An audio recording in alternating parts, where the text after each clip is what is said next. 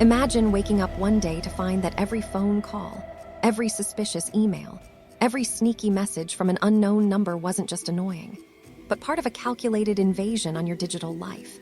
Scammers are no longer isolated individuals hiding in the shadows. They're organized, global, and relentlessly adapting. And most people don't realize how sophisticated these criminal operations have become, until now. Today, we're not just talking about scams. We're talking about the largest coordinated attack on scammers ever attempted, a real-world counterstrike by a group of elite scam baiters. These are digital vigilantes, cybersecurity experts, ethical hackers, and everyday people who decided it was time to fight back. For years, scammers have operated with confidence, stealing identities, draining bank accounts, spoofing numbers, and exploiting victims at every turn. But what happens when the hunters become the hunted? This video captures 2 weeks of relentless strategy, undercover work, technical disruption, and real global collaboration, all focused on dismantling scam operations. Multiple teams flew in. Tools were deployed. Research was aggregated. Intelligence was shared. And for once, the tables turned. You'll see how investigators infiltrate scam call centers, how they track command networks, how they expose hidden infrastructure, and ultimately how they disrupt and dismantle systems that have victimized millions. You're about to witness not just an investigation, but a movement, a coordinated assault on fraud itself. Stay with me. This isn't a lecture, it's a frontline report. To understand why this operation was necessary, you need a clear picture of how modern scams function. Not just the basic Nigerian prince trick, but the industrialized scam economy that exists today. Scams are no longer random phone calls or one-off phishing emails. They are part of sprawling infrastructures that operate like gray market enterprises. They have staffing, call scripts, training modules, leadership hierarchies, and outsourced technical support. Some scam operations are estimated to cost victims billions of dollars globally every year. As the operation moved deeper, the scam ecosystem began to show visible signs of stress, and not the kind that could be brushed off with a quick infrastructure change or a new batch of phone numbers. What started as small inconsistencies quickly escalated into widespread operational breakdowns. Scammers depend heavily on routine, predictable scripts, fixed escalation paths, and rigid hierarchies where agents follow instructions without deviation. This structure gives them speed and confidence, but once disrupted, it becomes their greatest weakness. During the peak of the operation, scam baiters noticed that agents sounded uncertain, conversations felt rushed, and scripts were suddenly shortened or abandoned altogether.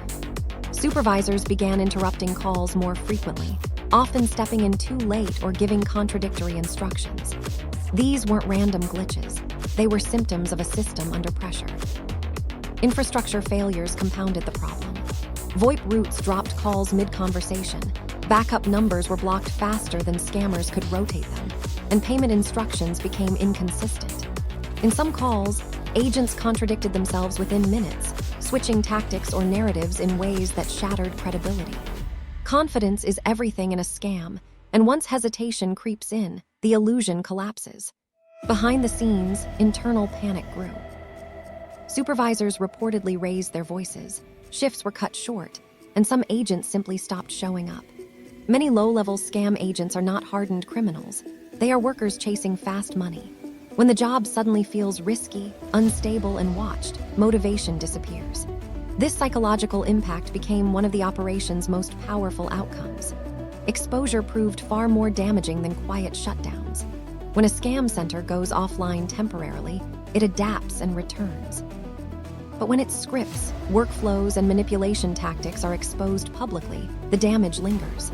Victims recognize the patterns. Platforms flag behavior faster. Payment processors notice the red flags. Educational clips from the operation spread rapidly, reaching millions, and scams that once converted effortlessly began failing at scale. Calls went unanswered. Targets hung up sooner. Conversion rates dropped sharply. For scam operations, lower conversion means higher costs, and higher costs destroy profit margins. The most important victories were invisible. People who didn't fall for scams, money that was never sent, trust that wasn't exploited. Each informed viewer became a barrier, each shared clip a warning, each conversation an interruption in the scam funnel. This is how systems collapse, not through dramatic takedowns, but through erosion. Transparency became the greatest weapon.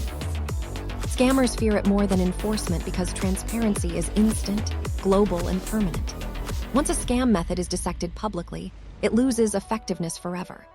This operation forced scammers into constant reinvention, and reinvention is expensive, exhausting, and unsustainable.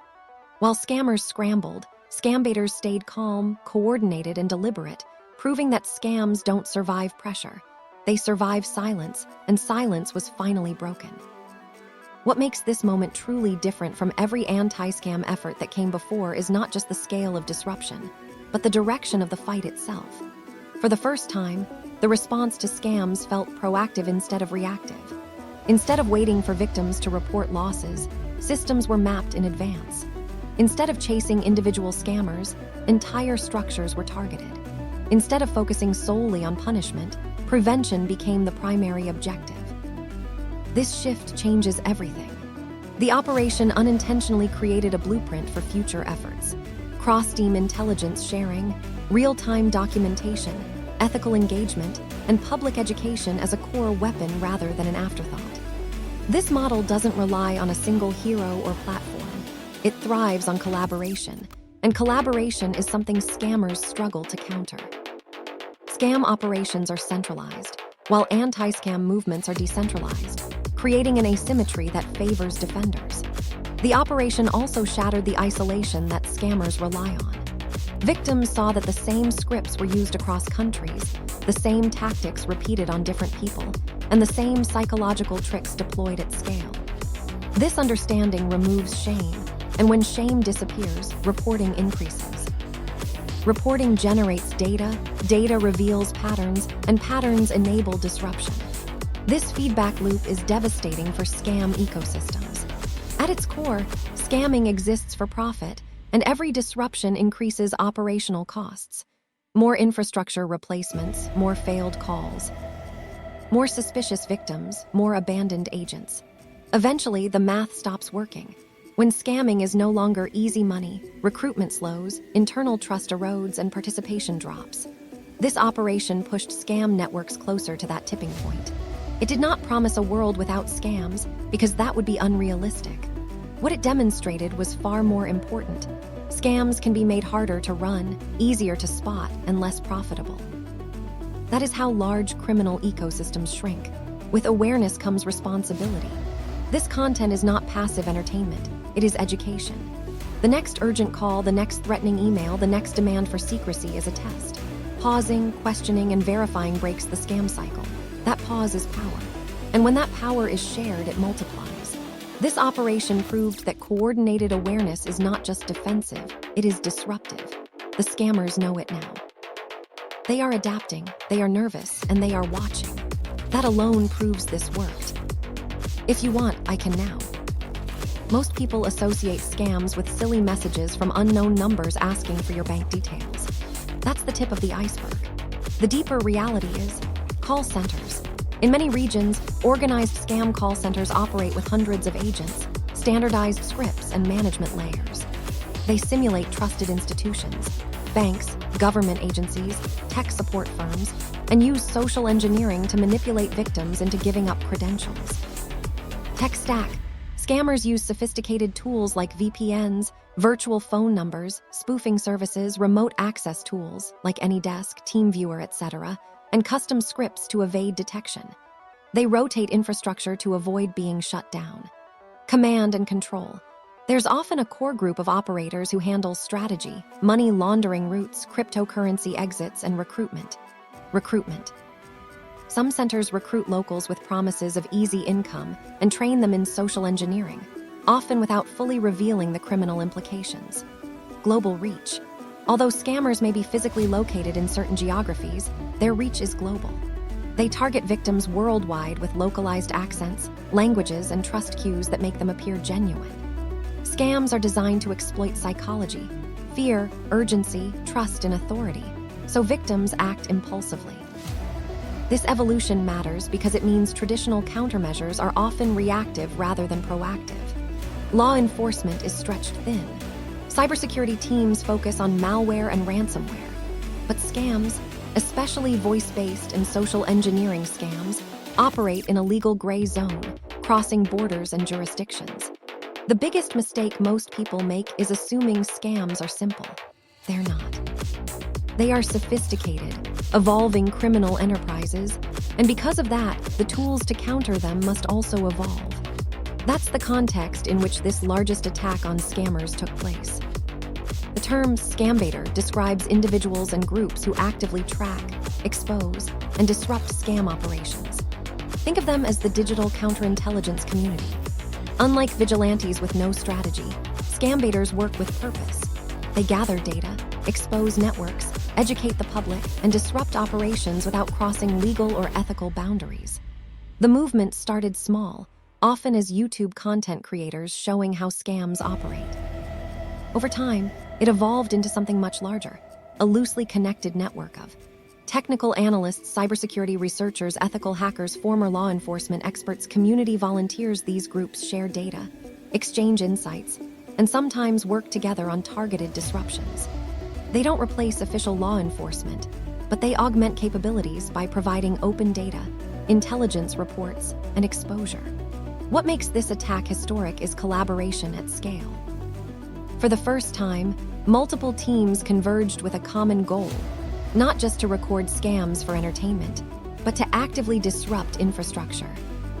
This means mapping networks of phone numbers used for scam calls, identifying patterns in scam techniques, gathering evidence that could help official investigations, tracking command centers and back-end servers, preserving digital artifacts for future prosecutions. The scam baiter movement walks a fine line. They must expose wrongdoing without engaging in illegal counterattacks. Their victories don't come from hacking the scammer's servers or releasing malware. Instead, their impact comes from intelligence, transparency, community awareness, and smart disruption of scam workflows. During this largest operation, teams shared real-time data feeds, call logs, behavioral patterns, language models used by scammers, visual documentation of operations. This wasn't just about exposing scammers. It was about understanding them so deeply that disruption becomes predictable and systematic. The movement gained credibility because it doesn't glorify revenge. It promotes awareness and helps millions avoid scams before they're victimized. Once the decision was made to launch what would later be called the largest coordinated attack on scammers, everything shifted from theory to execution. This was no longer about commentary or awareness videos. This was about precision, planning, and pressure. The operation began with intelligence consolidation. Multiple scam baiter teams pooled weeks, and in some cases months, of collected data. This included recorded scam calls, phone number databases, spoofing patterns, server fingerprints, payment funnels, and behavioral scripts used by scam agents. On their own, these fragments told incomplete stories. Combined, they formed a map. And that map revealed something critical. Many scam operations weren't isolated at all. They were interconnected. Shared phone systems, shared scripts, shared back-end infrastructure, shared money-out paths. This discovery reshaped the strategy. Instead of targeting individual scammers, the teams focused on pressure points, places where disrupting one node would cascade across dozens of operations. Before any disruption could begin, every data point had to be verified. False positives could damage innocent businesses or individuals, so the teams ran extensive cross-checks. Numbers were called repeatedly to confirm scam behavior. Scripts were compared line by line to identify shared training materials. Call routing paths were traced to determine whether different companies were actually using the same VoIP backbone. This phase alone took days of continuous work. One of the most revealing discoveries was how quickly scammers adapt. When a number was flagged publicly, it would often be abandoned within hours, only to reappear with a new prefix, a new routing path, and the same underlying structure. That confirmed what many suspected. Scammers treat infrastructure as disposable, which meant the operation had to move fast. Next came live engagement. Scam baiters initiated controlled interactions with scam call centers, posing as potential victims. These calls were not random. Each one was designed to extract specific intelligence. which remote access tools were being pushed, which payment methods were preferred, how escalation scripts worked when a victim hesitated, how supervisors intervened. When a deal was about to collapse, every call was logged, every response categorized. Over time, patterns emerged that allowed the teams to predict scammer behavior with alarming accuracy. At this stage, the operation wasn't about wasting scammers' time for entertainment. It was about profiling their workflow, understanding where they rely on automation, where human judgment enters, and where the operation becomes vulnerable. One critical insight was timing. Scam centers often operate on strict schedules tied to regional business hours of their target countries. That meant disruptions could be timed for maximum impact when call volume was highest and fallback options were limited. This is where the operation crossed into unprecedented territory. Instead of isolated actions, teams synchronized their efforts. While one group engaged scammers on the phone, another flagged infrastructure providers. While one documented evidence, another prepared public disclosures. Everything was staggered to prevent scammers from reacting effectively. The goal wasn't destruction. It was disruption and exposure. Phone numbers were rendered unusable. Public reports were released with verified evidence. Victim-facing warnings were amplified across social platforms. Payment channels were documented and flagged. The effect was immediate. Scam agents became confused. Calls dropped mid-script. Supervisors scrambled to reroute operations. Entire call flows collapsed because fallback systems weren't ready.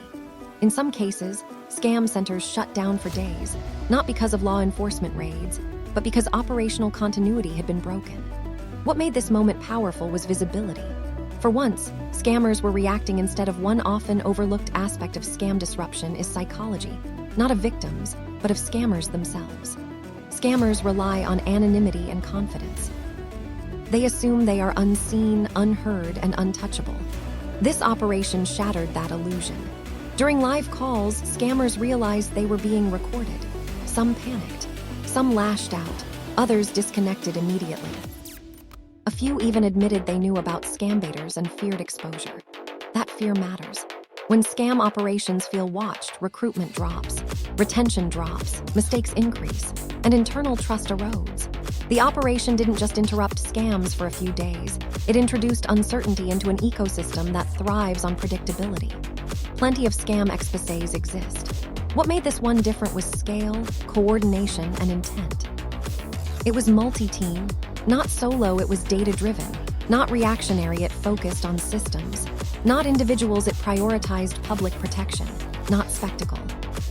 This wasn't about playing hero. It was about proving that scammers are not invincible and that organized, ethical pressure can force real consequences. And this was only the beginning. In the next part, we'll look at what happened after the operation, what lessons were learned, and why this may represent a turning point in the global fight against scams. Conclusion and call to action, approx. 1,000 words. As this operation came to an end, one truth became impossible to ignore. The balance of power is shifting. For years, scammers operated with near-total confidence. They relied on anonymity, fragmented enforcement, and the assumption that victims would remain isolated and silent. This coordinated attack disrupted that illusion, not just technically, but psychologically. What this operation proved is simple yet powerful. Scammers are not untouchable. They are not invisible. And they are not as organized as they want the world to believe. When multiple scam baiter teams came together, sharing intelligence instead of competing for attention, the impact multiplied. Individual efforts turned into collective pressure. Isolated disruptions became sustained interference. Instead of one call center adapting and moving on, entire scam networks were forced to pause, reroute, and reassess their survival strategies. But this wasn't a final victory. It was a warning shot. Scam ecosystems are adaptive by nature. When one technique fails, another emerges. When one platform becomes hostile, they migrate. The real success of this operation wasn't in shutting down a single call center or burning a batch of phone numbers. The success was in changing the environment, making scamming harder, riskier, and less predictable. And that matters more than any one takedown. One of the most important outcomes of this operation was what scammers lost. It was what the public gained. Every exposed script, every documented call flow, every breakdown of scam psychology gives everyday people a defensive advantage. Awareness is the strongest anti-scam weapon available because scams don't work when victims recognize the playbook. Once you understand the structure, urgency, authority, fear, reward, you stop reacting emotionally. You pause, you question, and in that pause, the scam collapses. That's why operations like this matter beyond the headlines. They educate millions silently. They change how people answer unknown calls, click unfamiliar links, or respond to high-pressure demands. Each informed individual represents dozens of failed scam attempts. It's easy to think this is a battle for experts only, hackers, investigators, or cybersecurity professionals. That's a dangerous assumption. Scams survive because of scale. They fail because of resistance. Every person who shares verified information, reports suspicious activity, and talks openly about scams contributes to disruption. You don't need advanced technical skills to weaken scam operations. You need awareness, skepticism, and action. Scammers rely on silence and shame. Victims often don't report incidents because they feel embarrassed. That silence protects criminals. Breaking it removes their shield. By watching, learning, and sharing content like this, you are already participating in resistance. This operation also sends a message to platforms, service providers, and regulators. Scam infrastructure doesn't exist in a vacuum. It runs on telecommunication services, hosting providers, payment processors, social media platforms. When evidence is organized, verified, and publicly documented, it becomes harder for these institutions to ignore abuse. Pressure shifts from victims to systems. Accountability increases. Large-scale scam baiter operations act as a bridge between scattered victim reports and actionable intelligence. They translate individual harm into patterns that can't be dismissed as coincidence. That bridge needs support, not obstruction. This operation won't be the last. It has already influenced how future anti-scam efforts will be structured. Collaboration is no longer optional, it's essential. Information silos help criminals. Shared intelligence hurts them. Future efforts will likely focus on faster cross-team coordination, improved real-time reporting, deeper behavioral analysis, stronger public education. The goal is not to chase every scam, it's to make scamming unsustainable. Now comes the most important part, what you do next. If this video opened your eyes, don't let that awareness stop here. Share this video, not for views, for visibility. Someone in your circle may recognize a tactic before becoming a victim. Stay informed. Follow creators and researchers who focus on scam awareness, not fear-mongering. Knowledge compounds. Talk about scams openly. Remove the stigma. If you or someone you know has been targeted, discuss it. Reporting and conversation weaken scam networks. Question urgency. Scammers thrive on panic. Any demand that requires immediate action, especially involving money or access, is a red flag. Support ethical scam baiters. Whether through engagement, amplification, or feedback, help responsible efforts grow. Scams are not just financial crimes. They are psychological attacks that exploit trust, fear, and isolation. Fighting them requires more than technology. It requires community. This operation showed what's possible when people stop working alone and start working together. It proved that disruption doesn't always come from authority. It can come from coordination, transparency, and persistence. The scammers are watching now. They're adjusting. They're nervous. That alone tells you this mattered. If you want to see more investigations like this, more exposure, more disruption, make your voice part of the signal. Stay alert. Stay skeptical, and never assume you're powerless. Because the moment scammers believe no one is watching, that's when they win. And after this, they know they're being watched. Picture this. You wake up one morning and suddenly realize that every unexpected phone call, every strange email, and every suspicious message from an unknown number isn't just a minor annoyance. It's part of a deliberate, organized assault on your digital existence. Scammers are no longer lone individuals operating quietly in the background. They function as coordinated, international networks that evolve constantly, adjusting their tactics faster than most people can keep up.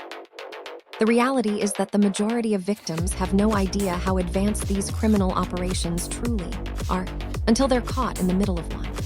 This story isn't simply about scams. It's about the largest, most coordinated counteroffensive ever launched against scammers.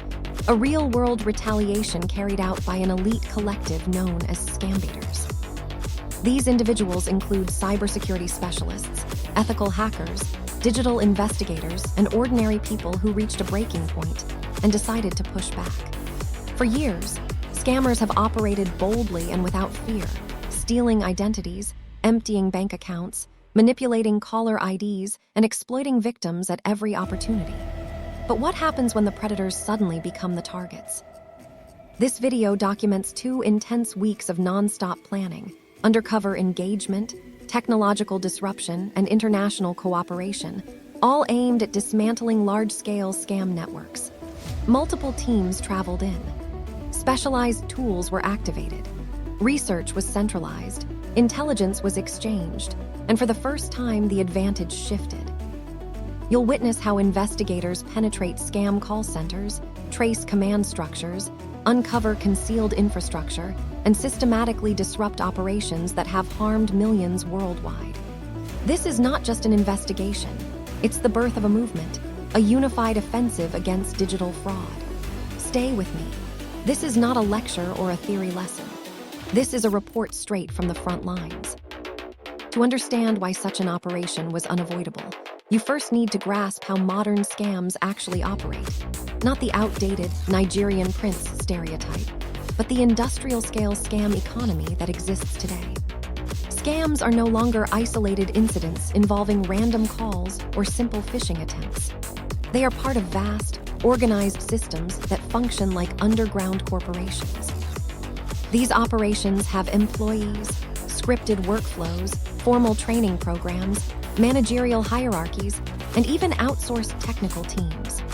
Some estimates suggest these networks drain billions of dollars from victims across the globe every single year. As the operation pushed forward, clear signs of strain began surfacing throughout the scam ecosystem. And these weren't issues that could be fixed with a quick number change or a fresh batch of burner phones. What began as minor irregularities soon escalated into serious operational failures. Scam operations rely heavily on repetition, consistent scripts, predictable escalation methods, and rigid command structures where agents follow instructions without deviation. This rigidity gives them efficiency and confidence, but once disrupted, it becomes their greatest vulnerability. At the height of the operation, scam baiters noticed hesitation in agents' voices, rushed conversations, and scripts that were abruptly cut short or abandoned entirely. Supervisors increasingly jumped into calls, often too late or with conflicting directions. These weren't technical hiccups. They were signs of a system buckling under sustained pressure. Infrastructure failures intensified the chaos. VoIP routes failed mid-call, backup numbers were blocked faster than they could be replaced, and payment instructions became inconsistent. In several instances, scammers contradicted themselves within minutes, shifting narratives in ways that destroyed credibility. Confidence is the foundation of any scam, and once doubt appears, the entire illusion collapses. Internally, panic spread. Supervisors reportedly became aggressive, shifts were reduced, and some agents stopped showing up altogether. Many frontline scammers are not career criminals. They are individuals chasing quick income. When the work suddenly feels unstable, exposed, and risky, motivation evaporates. This psychological disruption became one of the operation's most powerful outcomes. Public exposure proved far more destructive than silent shutdowns. When a scam center temporarily disappears, it often resurfaces stronger. But when its scripts, tactics, and manipulative techniques are revealed publicly, the damage is lasting. Victims begin recognizing patterns. Platforms react faster. Payment services detect warning signs earlier. Educational clips from the operation spread rapidly, reaching millions, and scams that once succeeded effortlessly began failing on a massive scale. Calls went unanswered. Targets disconnected earlier. Conversion rates dropped sharply. For scam networks, reduced conversion means rising costs, and rising costs destroy profitability. The most meaningful victories were invisible.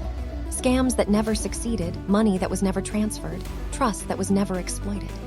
Each informed viewer became a barrier, every shared clip became an alarm, and every discussion disrupted the scam pipeline. This is how criminal systems collapse, not through dramatic raids, but through gradual erosion. Transparency emerged as the most powerful weapon. Scammers fear it more than law enforcement because transparency is immediate, borderless, and irreversible. Once a scam method is publicly exposed, it loses effectiveness permanently. This operation forced scammers into non-stop reinvention, and reinvention drains resources, energy, and coordination. While scammers scrambled, scam baiters remained organized, calm, and methodical, proving that scams don't survive scrutiny. They survive silence, and that silence was finally shattered. What truly separates this moment from previous anti-scam efforts is not only the scale of disruption, but the shift in strategy itself. For the first time, the response to scams became proactive rather than reactive. Instead of waiting for victims to suffer losses, systems were mapped ahead of time. Instead of pursuing individual scammers, entire infrastructures were targeted. Instead of focusing exclusively on punishment, prevention took center stage. This change reshapes the entire fight. The operation unintentionally created a blueprint for future efforts.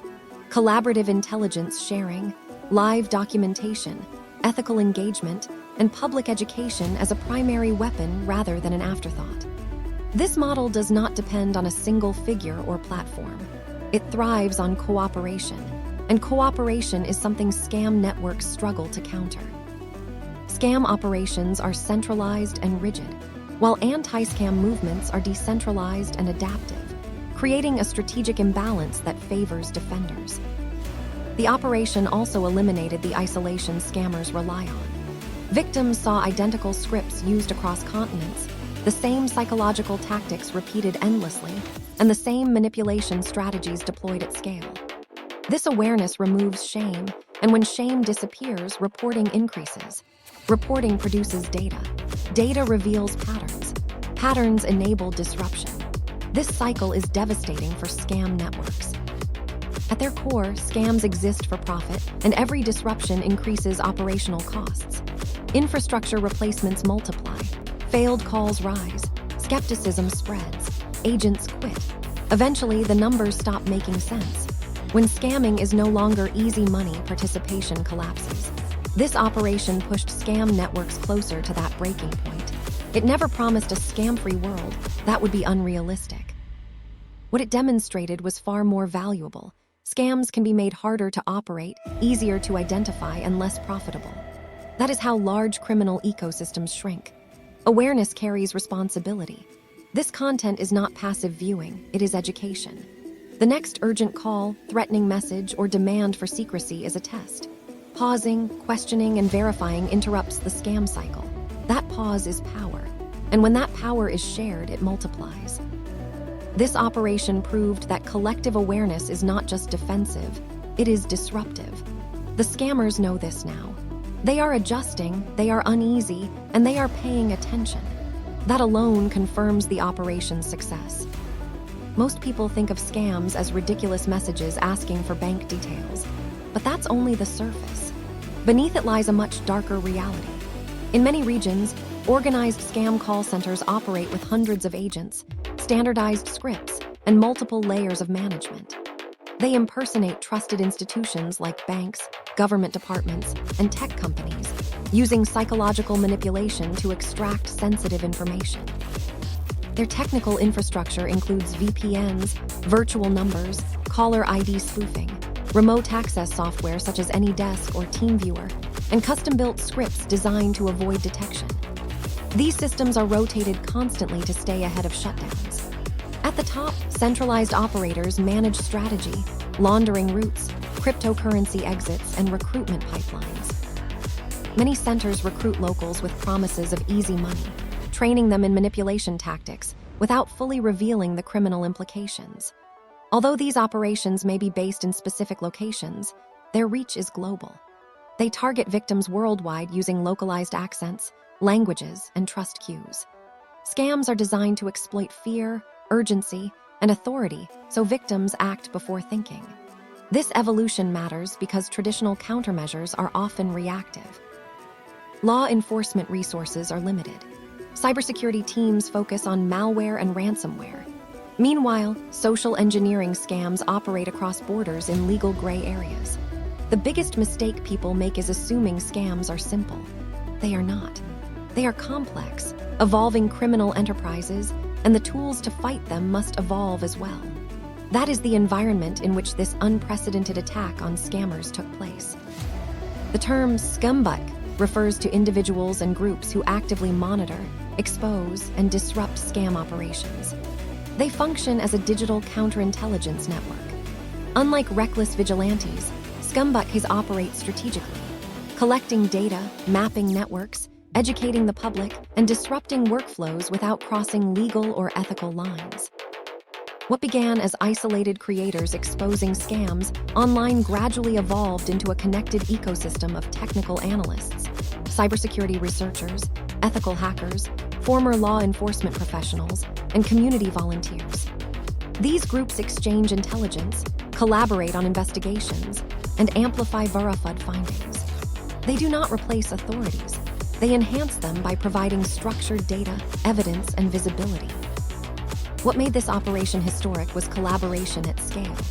For the first time, multiple teams united with a shared objective, not merely to document scams, but to dismantle infrastructure. They mapped phone networks, identified recurring patterns, gathered prosecutable evidence, tracked back-end systems, and preserved digital artifacts.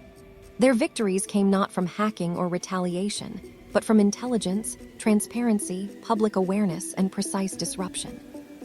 Teams shared live data feeds, call records, behavioral profiles, language models, and visual evidence. This effort was not about humiliation or revenge. It was about understanding scam operations so thoroughly that disruption became systematic and predictable. The movement gained legitimacy by prioritizing prevention and public safety over spectacle. Once the decision was made to launch what would become the largest coordinated attack on scammers, everything shifted from analysis to action. This was no longer commentary, it was execution.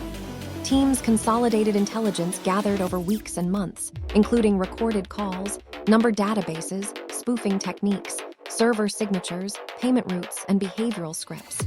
Individually, these fragments meant little. Together, they formed a comprehensive map. That map revealed a crucial truth. Many scam operations were deeply interconnected, sharing phone systems, scripts, infrastructure, and money channels. This insight reshaped the strategy.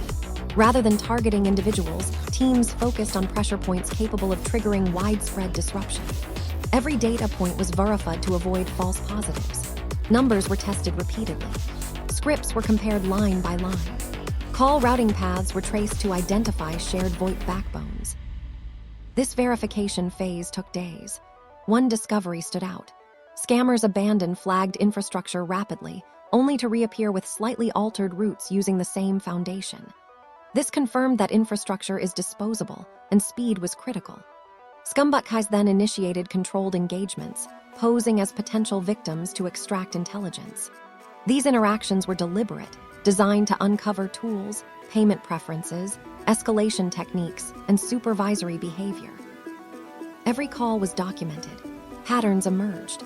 Timing proved crucial as scam centers operate on predictable schedules aligned with target regions.